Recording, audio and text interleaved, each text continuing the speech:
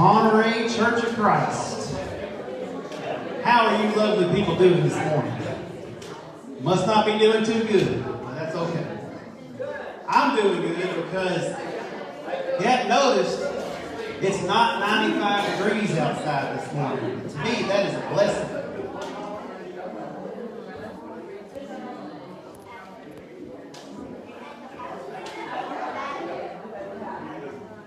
It is good to be back.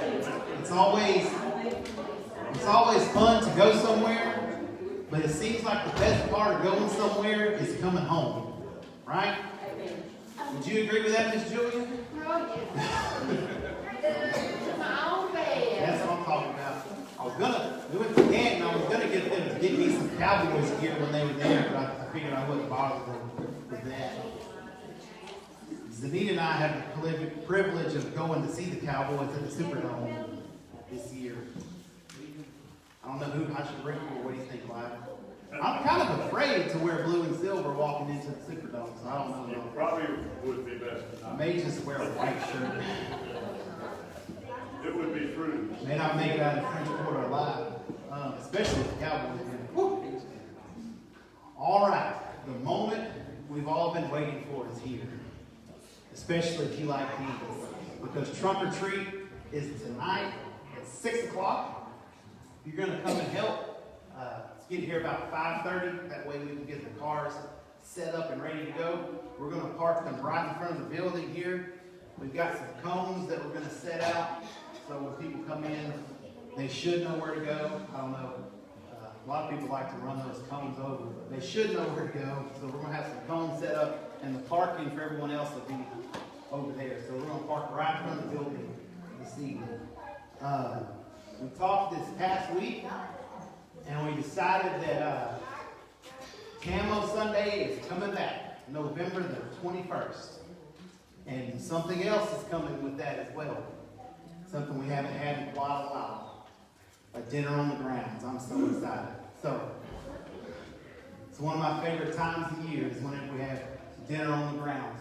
And this is the best, these are the best time of the year because the season's coming up. We have the Thanksgiving season coming up, then the Christmas season, and then the most important one after that is crawfish season. Because if I say amen on that, 3 really good seasons. But Camo Sunday, November 21st, mark your calendars. I need somebody to bring a turkey, a ham, some ribeye steaks, and some mashed potatoes. We're going to have good dinner on the grounds. Also, we're going to be taking up that Thanksgiving offering that day, and I thought I'd share something with you guys. When did we take the loan out to redo this? Was it 2019, June? 2019, June? It was about $90,000, I think. Currently, we're sitting at $36,813. I think that's pretty good. Really good. In the midst of the pandemic, and there was a while there that the government said we couldn't come to church, but you guys continued to give, and more importantly, the Lord continued to bless us here. And so I figured it would take 5 years to get to that, but it hasn't. The Lord has really blessed us in abundance. So what I would ask is that you pray about what you would want to give for the Thanksgiving offering, because everything that's taken up that day is going towards the principle on that. And I think that it's not going to take very much longer, and the Lord is going to see us through that. And then we can move on to something else. Has anybody ever noticed we may need a coat of paint outside and stuff like that? But just again, pray about that, what you would like to give on the Thanksgiving offering, November the 21st. We're also going to do Thanksgiving plates again this year, but we'll have some more info about that next week. Is there anything else we need to announce?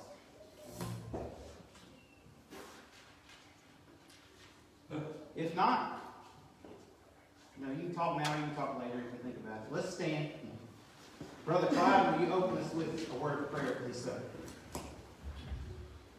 Father, thank you for the chance to worship you in peace and without interference, and for all the liberties and freedoms still live in a wealthy nation, even though things have changed and sometimes we're afraid. Lord, help us to trust in you and not in riches. I pray, Lord, that you would bless, that we might be able to bless your church here and around the world as it was instructed in 1 Corinthians 16. I pray that we might be able to reach out and to make a difference and spread the gospel. I thank you that you have brought us back from this death and so quickly. I pray for your people here that as we bring praise to you today, that you be glorified in us. I pray for Jason as he brings your word, Lord, give him power and strength. In Jesus' name. All right, let's remain standing as we sing this first song.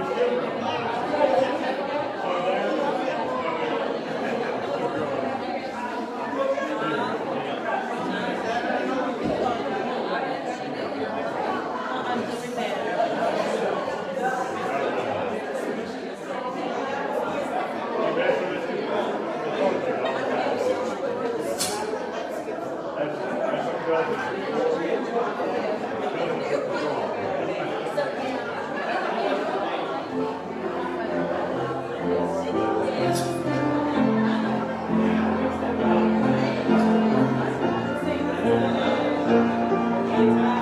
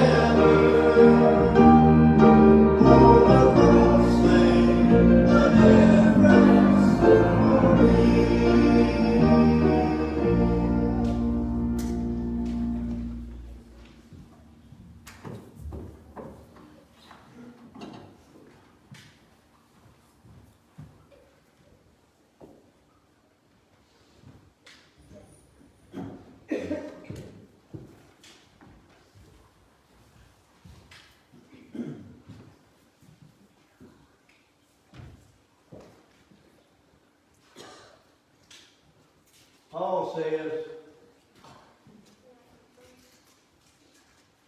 that for true happiness, you have to give your life away. It's all about giving. Jesus come to earth to do one thing, and that was give. Everything he did was to give and help somebody. And ultimately he had to give his life to save ours. Happiness comes from service and giving your life away. Until you understand this, you're not going to be happy for much of your life. Happiness doesn't come from self-gratification. It comes from self-sacrifice. Down in Philippians, first chapter, down in about on the 20th verse, it starts and says, Paul knew that to be happy, he had to stay focused on his purpose and not his problems. Amen. He summed up his purpose by saying this: for me to live is Christ and to die is gain. We live in a world where we think death might be better than what we're going through or what's forthcoming. It sounds like he was in the same boat way back then. Nothing has changed. The devil's still the devil. And he works through people just like he did back then. So, if you were asked to fill in the blank, now let me have your attention right here. If you were asked to fill in a blank, what word would you use? For me to live is blank. Would it be entertainment, sports, clothes, family, friends, maybe a career? There could be lots of things you could answer, but nothing deserves the place of the one who created you and give his life for you. How you fill in the blank will determine how happy you are in this life. Because if you answer money or success or pleasure or power, you are going to be unhappy for the most of your life. There's nothing wrong with those things, but they just don't deserve first place. You weren't created to make a bunch of money, then die, then give it away. God had a far greater purpose for your life. There's only one answer that leads to happiness: is to live is Christ. Give your life away. It's why he made you. It's your purpose.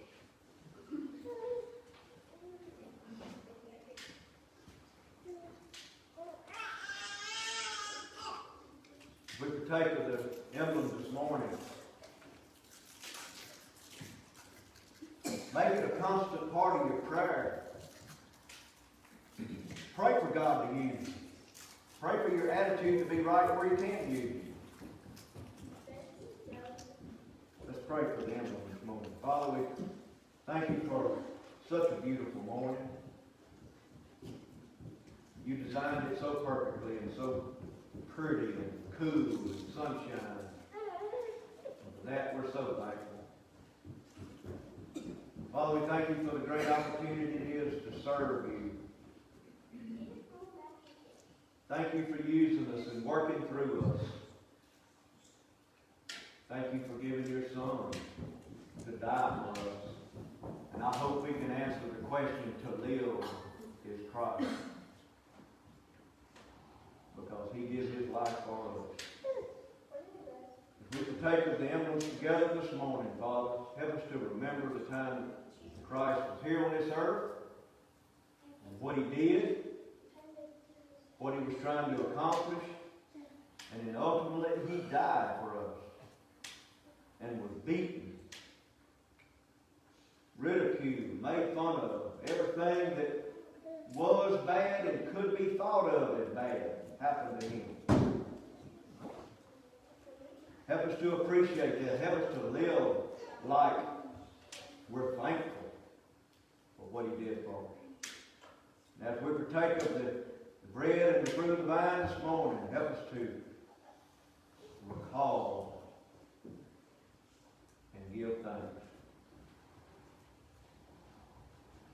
Please bless this bread of Christ that represents Christ's body, and this cup that represents his blood, that it will be spiritual strength for us, and help us to get our mind right throughout this coming week. Please work through us. Holy Spirit, have your way in us as we partake this morning. In Jesus' name we pray. Body of Christ.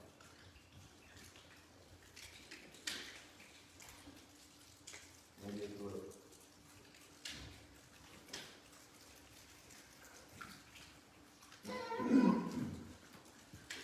Brandon, come here.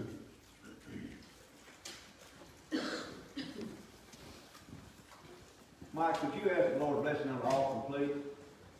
Dear Father, we thank you for another wonderful day. Thank you for being able to get in the house, Lord. We ask that everybody give the Lord sees fit.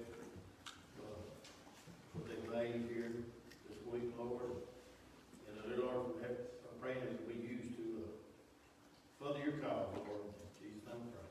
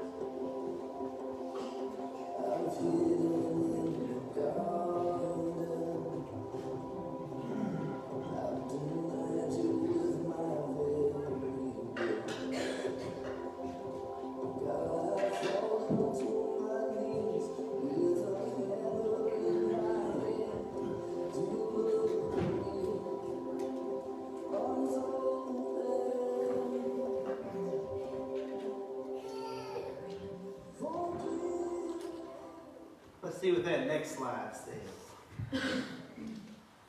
Here we go. I'm talking about.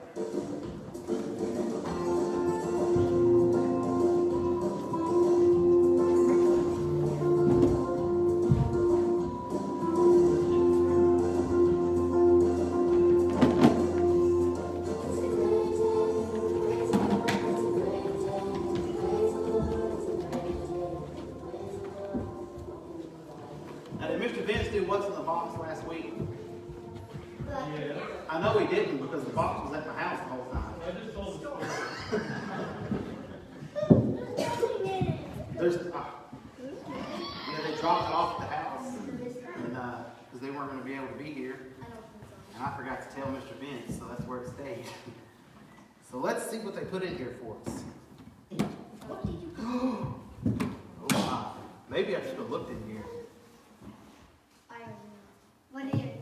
You guys want to know? Lollipops. Just one. No, it isn't. I saw what's inside. There's like 8. Oh, come on. Hold on. There's a million. Get it!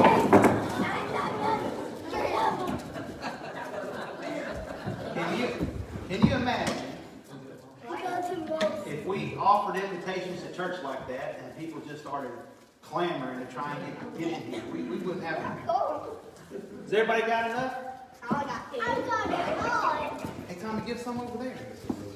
Okay. So you guys like lollipops? Suckers, whatever they're called? They're suckers, that's right. What is in the middle of that gum?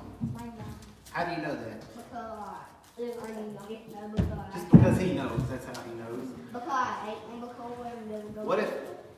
What if those were Tootsie Roll Pops? What would be in the middle? A Tootsie Roll. Tootsie Rolls are terrible. But- They are Tootsie What? Rolls. I hate We're going to have to wash his mouth out with soap when we get home. Tootsie Rolls are not terrible.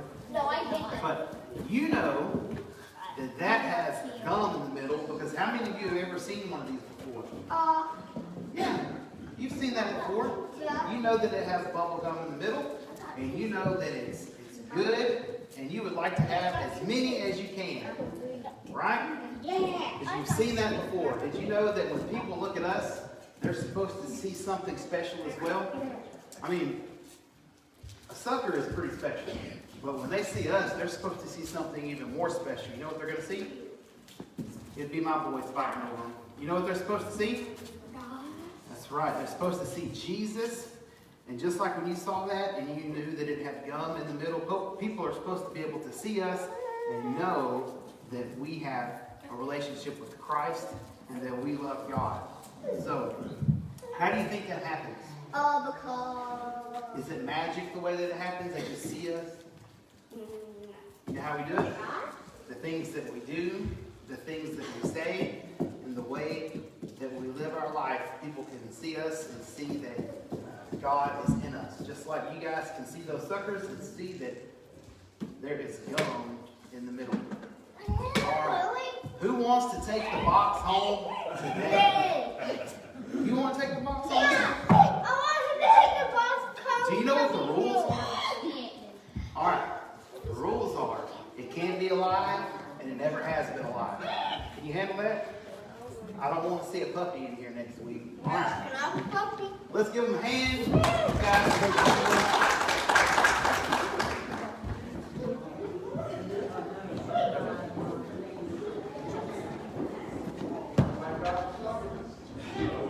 it's going to be mine if they don't get it.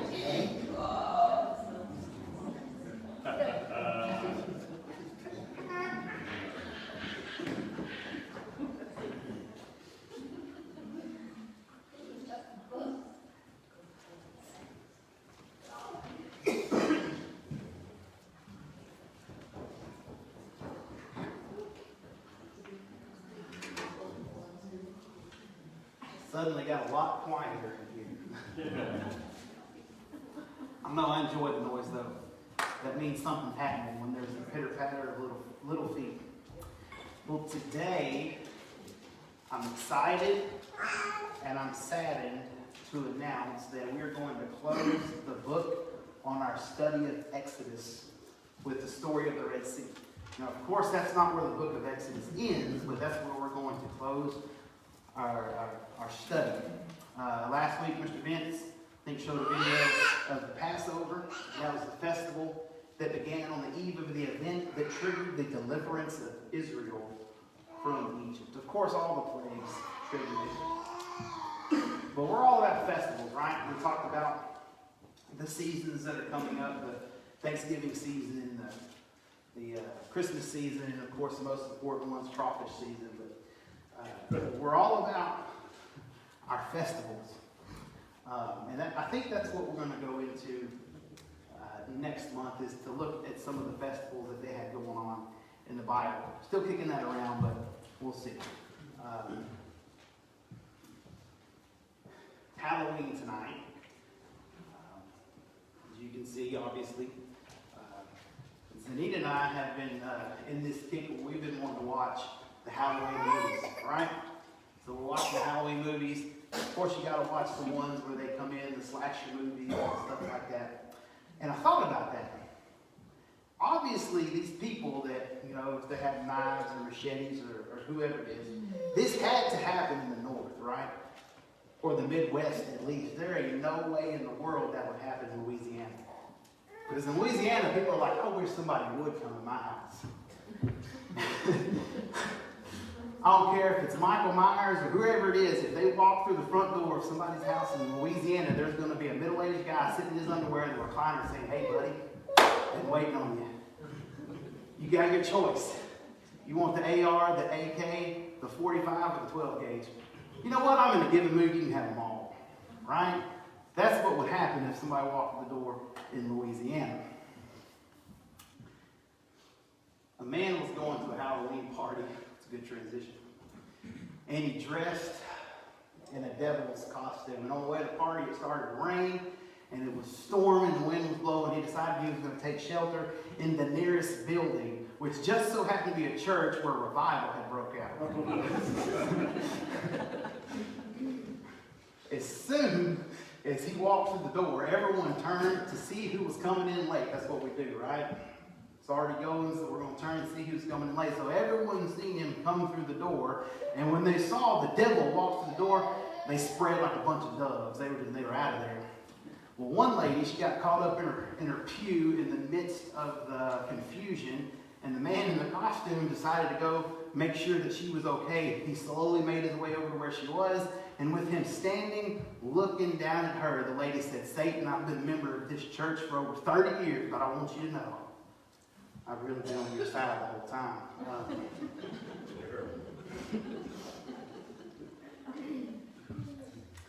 It seems like that was the attitude of Israel every time the first hint of trouble came up. Fear leads to panic.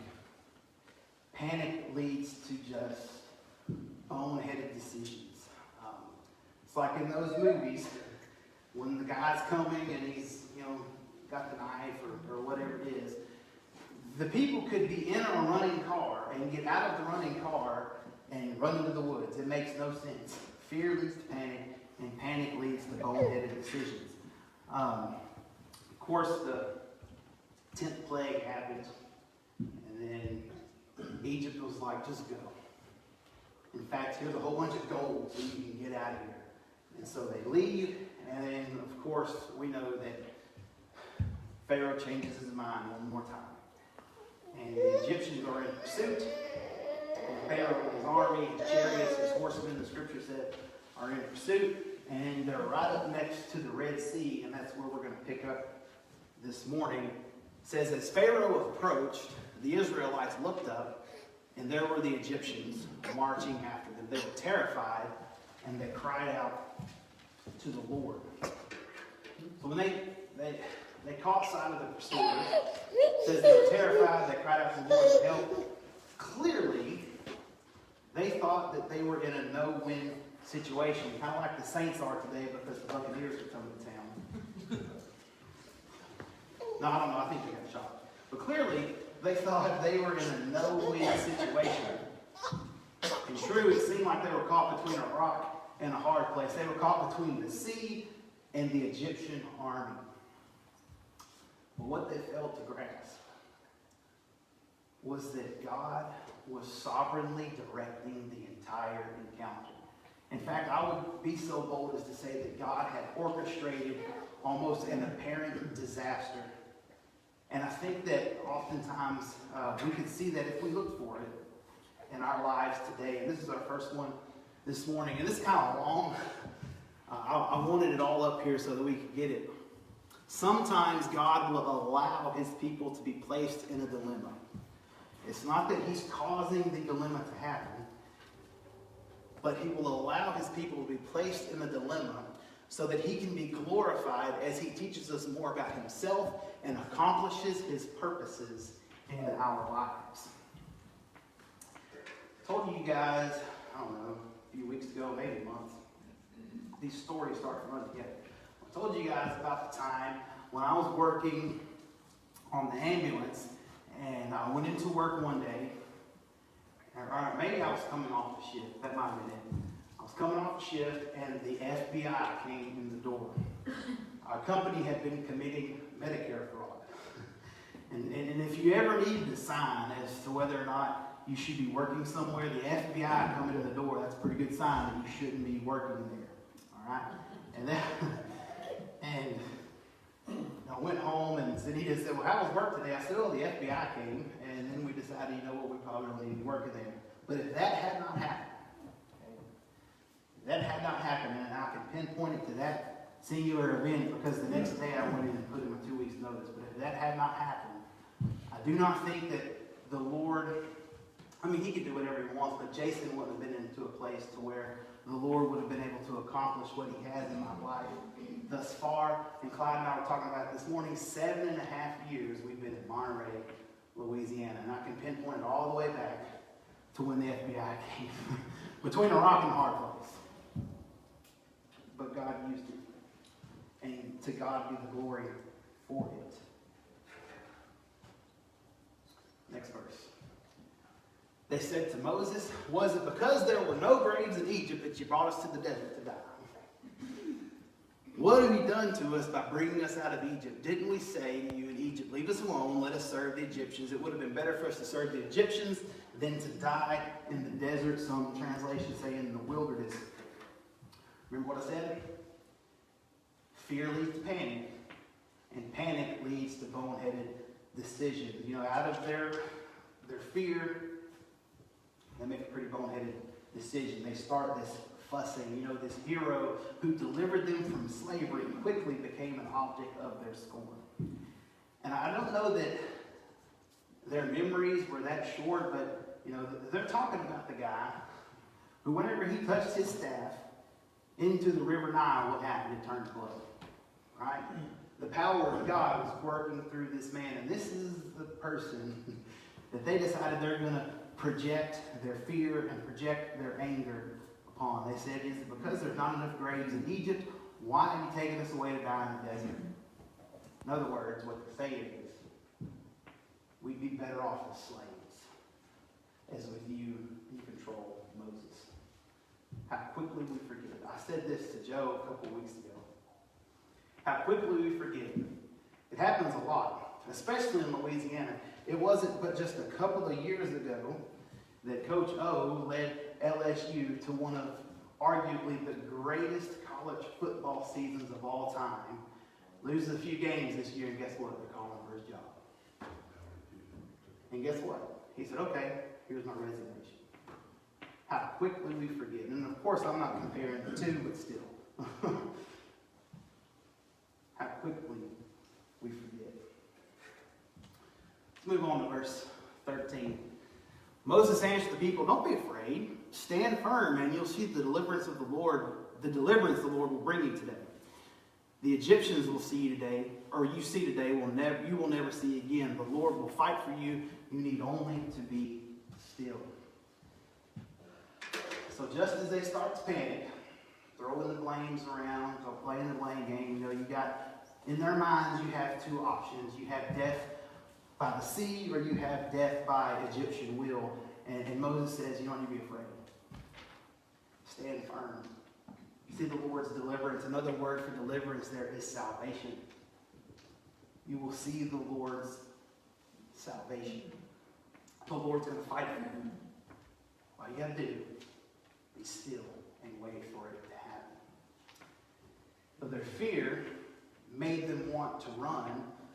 The Lord said, don't run, but stand firm. Each and every one of us have the same choice. We can either run, we can choose to run, or we can choose not to fear by fulfilling our obligation as one under the protection of God by acting in spite of that fear. They stood firm. I want you to notice that God did not give them a plan of attack. He told them that he would be their deliverer, in essence their salvation, but he said it's because he's going to fight for them. Not a plan of attack, but God is going to fight for them. And remember, with their eyes they have the sea and they have the Egyptians. One side you have the sea, one side the Egyptians. You know what that means? Whichever way they were looking, if it was the Egyptians, if it was the sea, whichever way they were looking at the wrong thing. They were looking in the wrong places, whether it's the sea, whether it's the Egyptians. They're looking in the wrong places. They need to shift their attention away from their fears in order to recognize that God would indeed fight on their behalf. That's a reminder that when you're in a dilemma, when you're boxed in by a dilemma and you don't see any other way out, you must trust in the Lord. Look with the eyes of faith to see him working through your circumstances.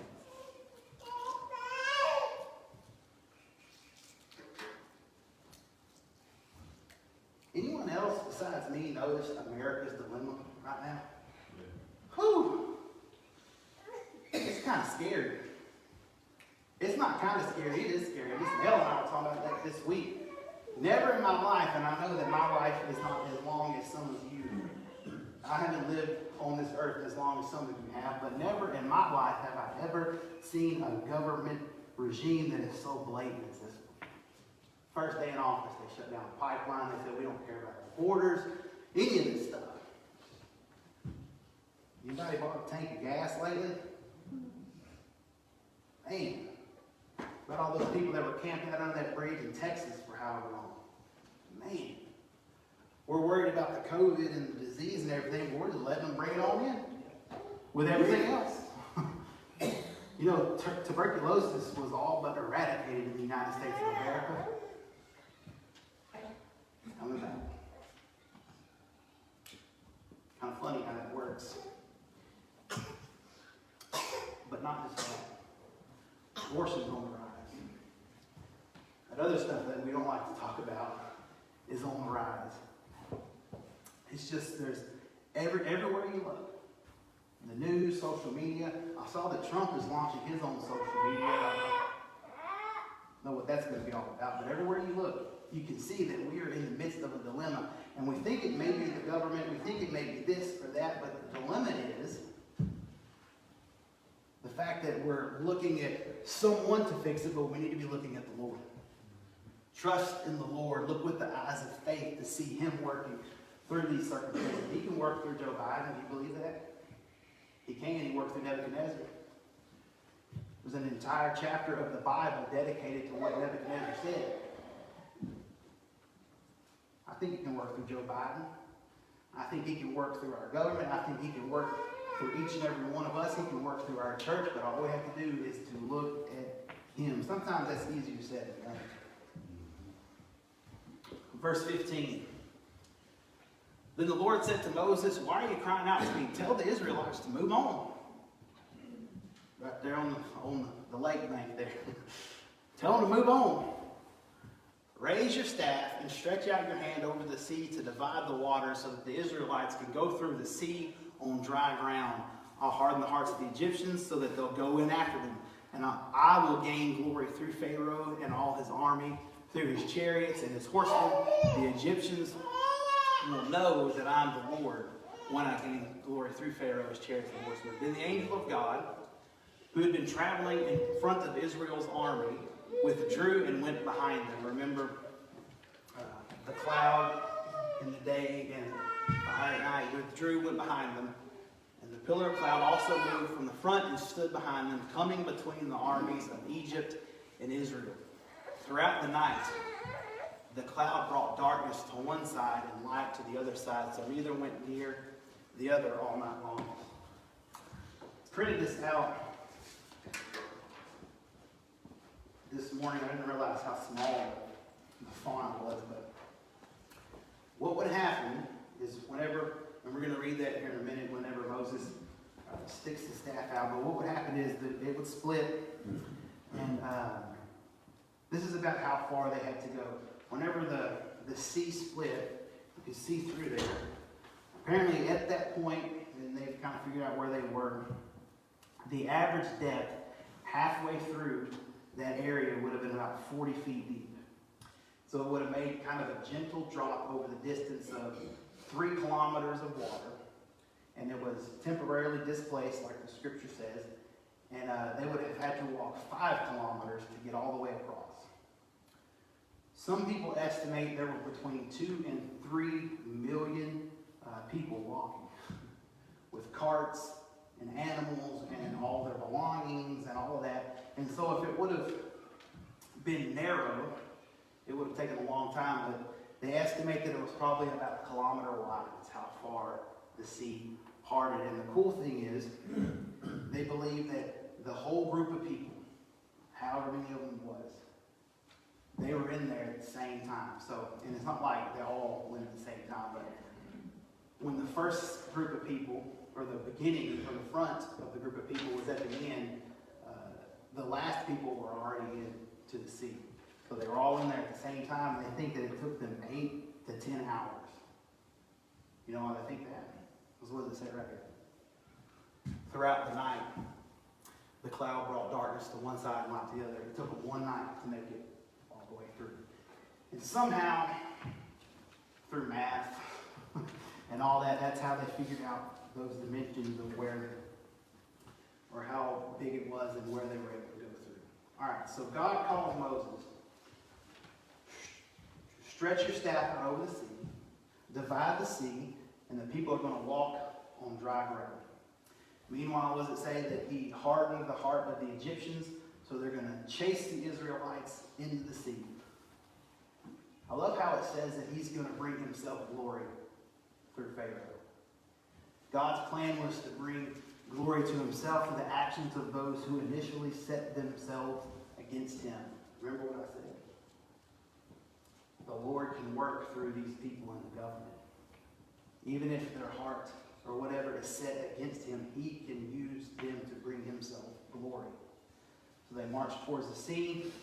The angel of the Lord, it says, it kind of confused and blinded the Egyptians so that they couldn't get upon the Israelites. Let's see what it says. Then Moses stretched out his hand over the sea, and all that night the Lord drove the sea back with a strong east wind and turned it into dry land. The waters were divided. The Israelites went through the sea on dry ground with a wall of water on the right and left. We'll think about this. Is really God worked two miracles. Not only did he split the sea in half, but it says that he dried the ground up. So he split the sea and he dried the ground up so they could walk through there without getting all muddy. I think this is, some people may think it's trivial. I think it's pretty cool because this is kind of like a surprise level of provision that they never would have expected. Now, I've read this, I don't know how many times, and that just stuck out to me because not only did he split the sea, but they didn't have to trudge through the seabed and the mud and all that to get through. It would have taken a lot longer if they had to. I just thought that was cool that given the dramatic nature of the parting of the Red Sea, that he was able to dry the ground as well. You know what it makes me think? That when we see the workings of the Lord in our life, whether it's this big, lavish, unexpected miracle, it is also placing little things in there as well that we can notice. And I'm not equating this with a miracle, but anybody driven by and seen the new roof on the parsonage? It's pretty cool. We decided a few weeks ago something had to be done because when it was raining outside, it was raining inside too, and that wasn't a good thing. So we filed a claim because we've been through quite a few storms lately. And the adjuster comes out, and we got on the roof, and I didn't realize it was this bad, but it was pretty bad. And he said, well, we're going to get you a whole new roof. I said, well, that's cool. Go down, and we're looking at the siding and stuff, and granted, we just filed the claim on the roof. Looking at the skirting, he said, well, what about this skirting, this underpinning? Did this come down during the storm? And, it's been down for about 5 years now. I said, well, I guarantee you it happened during a storm. He said, all right, and he wrote it down. And they decided they're going to pay for that as well. We're going to get that fixed with metal, and it's going to look good. But we were focused on one thing, and God said, you know what, we're going to go ahead and take care of this as well. Same thing can happen in a crisis. Whether it's a loved one that's in the hospital, or things going on at work, God can show up if that's his will. He can show up. And you just have to see all the blessings that go along with that. Verse 23, the Egyptians pursued them, and all Pharaoh's horses and chariots and horsemen followed them into the sea. And there in the last watch of the night, the Lord looked down from the pillar of fire and clouded the Egyptian army and threw it into confusion. He jammed the wheels of their chariots, so they had difficulty driving. The Egyptians said, let's get away from these Israelites. The Lord is fighting for them against Egypt. Moses had told them, he said, the Lord will fight for you. They saw it in action. Egyptians are hightailing it after them. They're going into pursuit.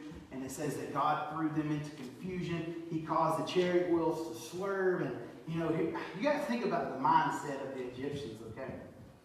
What had they just witnessed in Egypt? Whew! You talk about pain. like the boils, the darkness, the blood, the hail falling from the sky, and the death of the firstborn. They had just witnessed the 10 plagues, and they said, oh no, they're God's fight for them.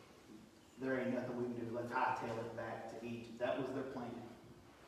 They were going to hightail it back to Egypt. And the Lord said to Moses, stretch out your hand over the sea so that the waters may flow back over the Egyptians and their chariots and horsemen. Moses stretched out his hand over the sea, and at daybreak, the sea went back to its place.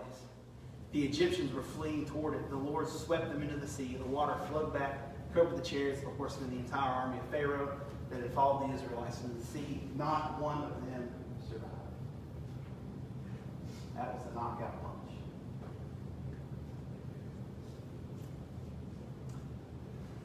They had made up their mind, we're going to hightail it back to Egypt. And basically God's like, you let this get too far. I get the glory, not Pharaoh. I get the glory. The Egyptian king, whom they worshipped as their greatest god. You have Ra, and then you have Pharaoh. The Egyptian king, who had defied the God of creation, get this, were wiped out by God's creation. They defied the God of creation, and they were wiped out by God's creation. Last little part here. But the Israelites went through the sea on dry ground with a wall of water on their right and on their left. And that day the Lord saved Israel from the hands of the Egyptians. And Israel saw the Egyptians lying dead on the shore. And when the Israelites saw the mighty hand of the Lord displayed against the Egyptians, the people feared the Lord and put their trust in him and in Moses, his servant. So they walk out safe on the other side. They see this great power of God. They see the power that was used against the Egyptian king. Those who did not believe or who defied the Creator being destroyed by his creation. Likewise, when you receive deliverance from a crisis, you also should remember. To remember that the correct response is to fear the Lord.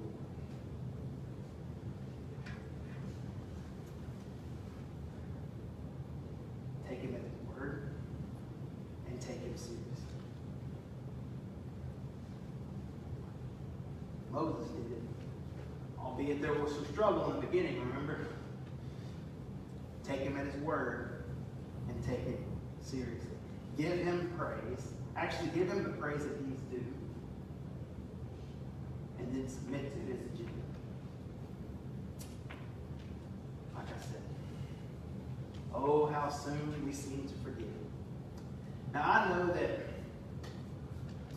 we're not supposed to add anything to the scripture. We're definitely not supposed to take anything away from it. But I think that we could put like an addendum to verse 31. Just 2 words, okay? And tell me if I'm wrong, but we could just put 2 words on the end of verse 31.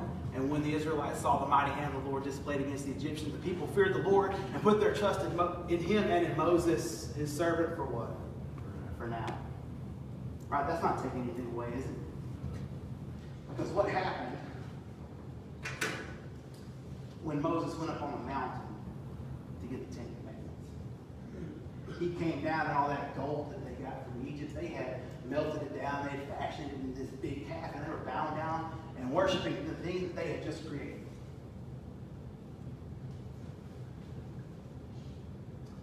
What about when the 12 spies went into Canaan? I mean, Joshua and Caleb, they came back and said, we got this. The Lord's on our side. What did the rest of them say? They're giants. They're huge. They didn't come up to the knees. We're like grasshoppers. They're giants. What about whenever, later on, Goliath is standing across the battlefield from the entire Israelite army? They sent a little kid out there to talk to them. Feared the Lord, put their trust in him and Moses.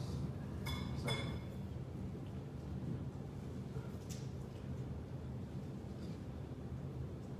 those things that I just mentioned, those were all faith-defining moments. When Goliath stood up there and the Israelites were shaking their armor. And whenever Joshua and Caleb get credit because they came back and said, we can do this, but the rest of them, it was a faith-defining moment. When they were given just a little bit of freedom, and Moses was going to get the law of the Lord, the perfection, the 10 commandments, they were given just a little bit of freedom, and what happened? Those are faith-defining moments. Believe it or not, folks, we are in the midst of a faith-defining moment right now. COVID, the economy, this was at Tannins, I think Doris put that up there. These are tough. Things aren't going the way that we think they ought to go. Some choices are going to have to be made.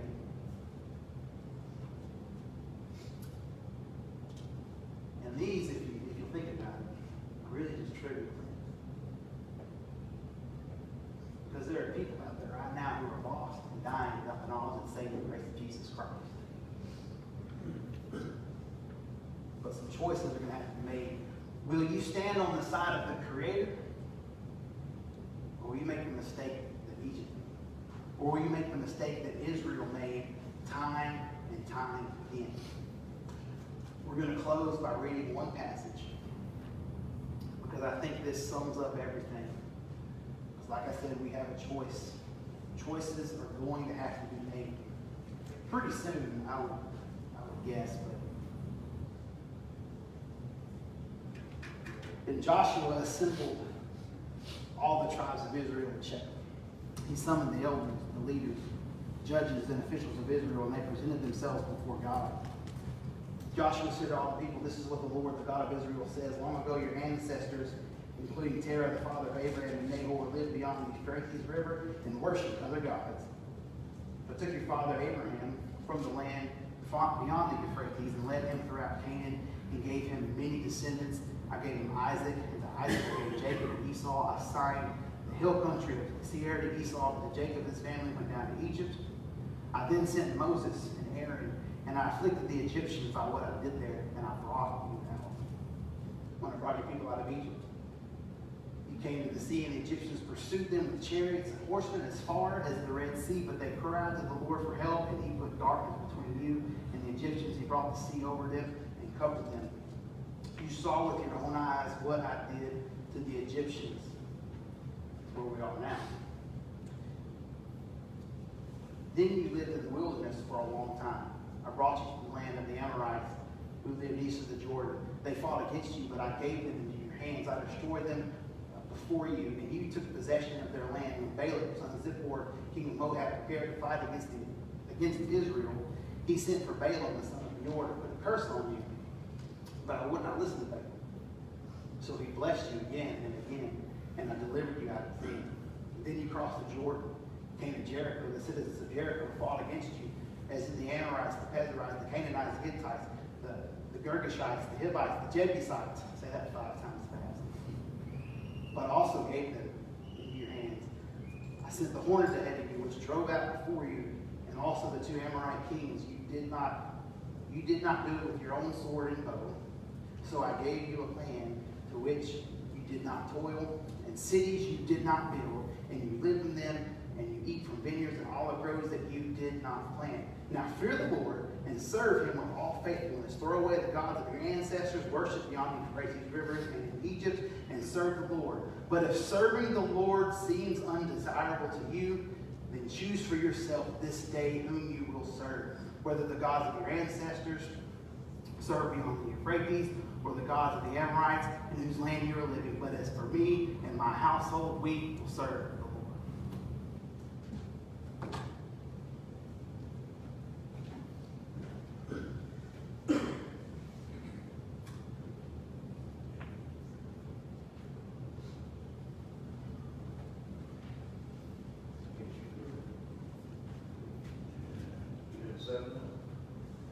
That's it.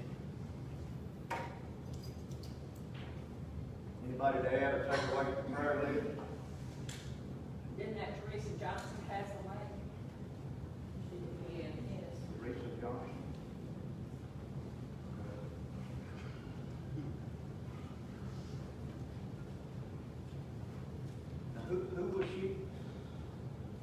worked at Randy's store. She worked at Randy's store. I can remember Susan there.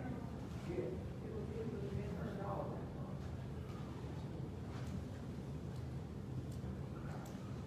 Put my little nephew on there, Weston Sparks. He was born like 3 weeks ago.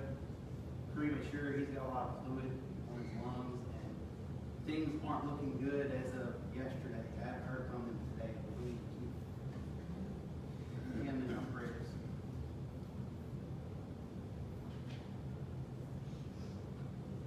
Anybody else? Anybody else? How was your mother doing yesterday? Seemingly pretty good. Had her up in the chair, she's looking out the window, watching a cooking show. As long as they keep her door open where she can see somebody pass every now and then, she's happy. She'll be out from under this isolation Wednesday.